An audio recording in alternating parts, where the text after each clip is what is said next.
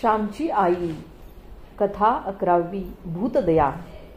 राम, तो दिवा बाजूला कर, माझ्या डोळ्यांवर उजेड नको, श्याम म्हणाला. आज बाहेर जरा पाऊस पडत होता, गार वारा वाहत होता, म्हणून मंडळी आतच बसली होती. रोज आकाशाच्या खालीच प्रार्थना व हे कथाप्रवचन होई. श्यामला दिव्याचा त्रास होत असे. राम दिवा बाजूस करू लागला. परंतु भिका कसा ऐकतो? इथे दिवा असला म्हणजे तुमच्या तोंडावरचे हावभाव आम्हाला दिसतात, कानांनी ऐकतो व डोळ्यांनी बघतो, तुमच्या शब्दांचा परिणाम होतो. त्याचप्रमाणे तुमच्या तोंडावरच्या आविर्भावाचाही होतो. केवळ ऐकण्याचे काम होत असते तर नाटक अंधारातही करता आले असते, भिका म्हणाला. मी काही नाटक नाही करत, माझ्या हृदयातले बोल मी तुम्हाला सांगत आहे, श्याम म्हणाला. आम्ही नाटक नाही म्हणत, परंतु तुमच्या तोंडाकडेही पाहण्याने परिणाम होतो. रामतीर्थ जपानात बोलत, ते इंग्रजीत बोलत, परंतु इंग्रजी न जाणणारे लोकही जपानी लोक व्याख्यान ऐकण्यासाठी येत असत. रामतीर्थांच्या तोंडावरचे हावभाव जणू त्यांना सर्व समजावून देत.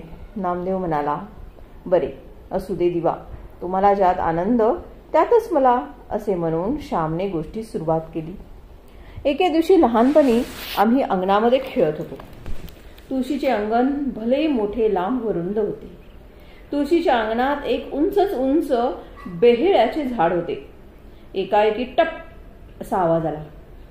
मी व माझा धाकटा भाऊ कसला आवाज झाला हे पाहू लागलो. काहीतरी पडले होते खास.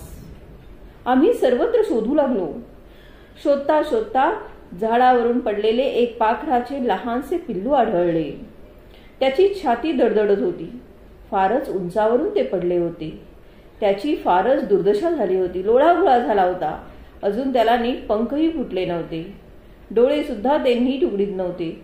लोहाराचा भाता जसा हलत असतो त्याप्रमाणे त्याचे सारे अंग एकसारखे हलत होते, खालीवर होत होते. त्याला जरा हात लावताच ते आपली सगळी मान पुढे करी व ची ची असे केविलवाने ओरडे. या पिलाला मी घरात उचलून न्यायचे ठरवले. त्याला एका फडक्यात घेऊन आम्ही घरात गेलो.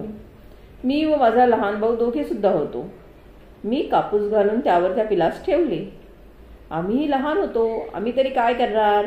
बालबुद्धीला जे जे सुचेल ते ते करू लागलो. त्या पिलाला दाना पाणी देऊ लागलो. तांदळाच्या बारीक कण्या आणून त्याच्या चोचीमध्ये घालू लागलो. झारीने त्याच्या चोचीमध्ये पाण्याचे थेंब घालू लागलो.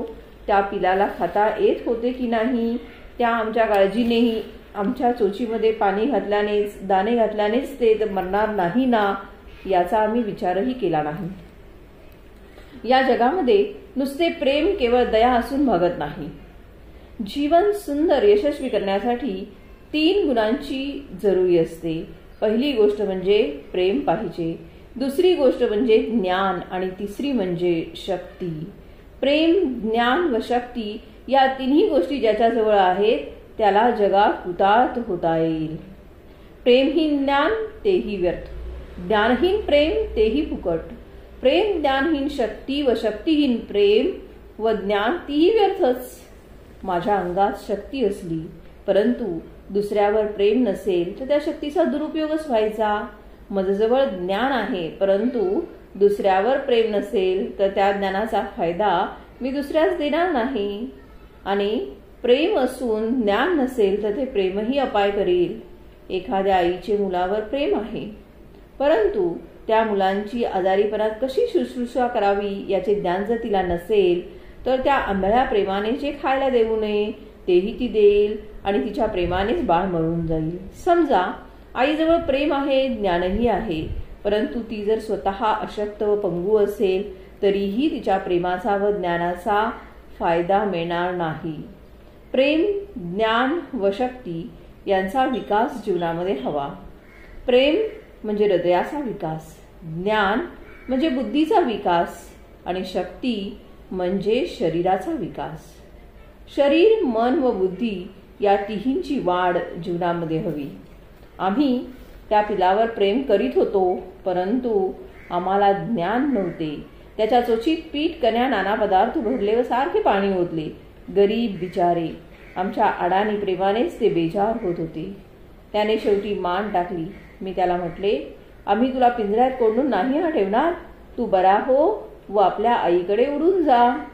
आम्ही दृष्ट नाही हो, तुझ्या आईसाठी तरी नको रे मरू, मी केविलवाणी ओरडत असे, गिरट्या घालीत असे. आमच्या बोलण्याकडे त्या पिलाचे लक्ष नव्हते. मी आईला म्हटले, आई, हे पिलू बघ कसे करते आहे, अगदी मान सुद्धा वर करीत नाही, त्याला काय खायला देऊ. आई बाहेर आली. तिने पिलाला प्रेमळपणे हातात घेतले व म्हणाली, श्याम, हे जगणार नाही हां, त्याला सुखाने मरू दे, त्याला एकसारखे हात लावू नका, त्याला वेदना होतात, फारच उंचावरून पडले गरीब बिचारे, असे म्हणून आईने ते पिलू खाली कापसावर ठेवले व ती घरात कामकाज करायला निघून गेली. आम्ही त्या पिलाकडे पाहत राहिलो. शेवटी चोच वासून ते मरून पडले, गेले त्याचे प्राण. त्याचे आईबाप, भाऊबंद कोणीच त्याच्याजवळ नव्हते. आम्हाला फार वाईट वाटले. त्याला नीट पुरायचे असे आम्ही ठरवले. आईला जाऊन विचारले, आई, या पिलाला आम्ही कोठे पुरू, चांगलीशी जागा सांग ना. आई म्हणाली, त्या शेवंतीजवळ किंवा त्या मोगऱ्याजवळ पुरा. शेवंतीच्या झाडाला सुंदर फुले येतील, मोगऱ्याची फुले अधिकच सजेलदार दिसतील, कारण तुम्ही त्या पिलाला प्रेम दिले आहे. ते प्रेम ते पिलू विसरणार नाही. त्या फुलामध्ये तुमच्यासाठी ते येईल व तुम्हाला गोड वास देईल. मी म्हटले, त्या सोनसाखळीच्या गोष्टीसारखं होय ना. सोनसाखळी तिच्या आईने मारून पुरले, त्यावर डाळिंबीचे झाड लावले, परंतु सोनसाखळी बापाला भेटायला डाळिंबात आली. तसंच हे पिलू येईल हो ना. मग शेवंतीची फुले किती छान दिसतील, फारच वास येईल नाही का गाई. आई म्हणाली, जा लवकर पुरा, मेलेले फार वेळ ठेवू नये. त्याला गुंडाळायला आम्हाला चांगलेसे फडके दे ना. मी म्हटले. आईची एक जुनी फाटकी जरीची चोळी होती, त्या चोळीचा एक तुकडा आईने फाडून दिला. त्या रेशमी कापडामध्ये त्या पिलाला आम्ही घेतले. जेथे फुलझाडे होती तेथे गेलो. शेवंती मोगरे यांच्यामध्ये त्याच्यासाठी खळगी खणू लागलो. आमच्या डोळ्यातून पाणी गळत होते. अश्रूंनी जमीन पवित्र होत होती. खळगी खणली, त्या खळगीमध्ये फुले घातली. त्या फुलांवर त्या पिलाचा देह त्या वस्त्रात गुंडाळून ठेवला, परंतु त्यावर माती ढकलवेना. लोण्याहून मऊ अशा या सुंदर चिमुकल्या देहावर माती लोटवेना. शेवटी डोळे मिटून माती लोटली.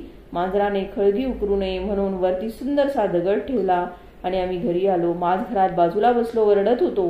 का रे बाजूला बसलास, आईने विचारले. आई, मी त्या पाखराचे सुतक धरणार आहे. मी म्हटले. आई म्हटली, अरे वेड्या, सुतक नको धरायला.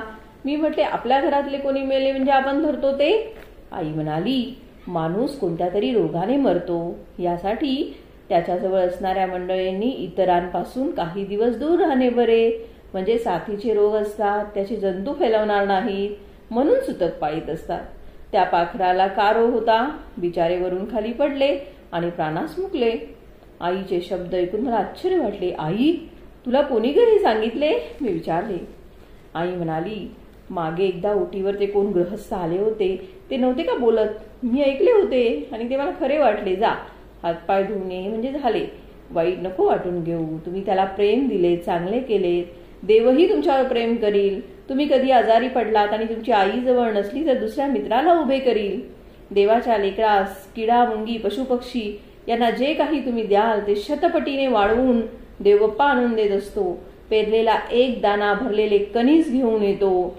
श्याम, तुम्ही पाखरावर प्रेम केलेत तसे पुढे एकमेकांवर करा, नाहीतर पशुपक्ष्यांवर प्रेम कराल, परंतु आपल्याच भावाला पाण्यात बघाल, तसे नका हा करू. तुम्ही सारी भावंडे एकमेकांना कधी विसरू नका. तुमची एकच बहीण आहे, तिला कधी अंतर देऊ नका, तिला भरपूर प्रेम द्या.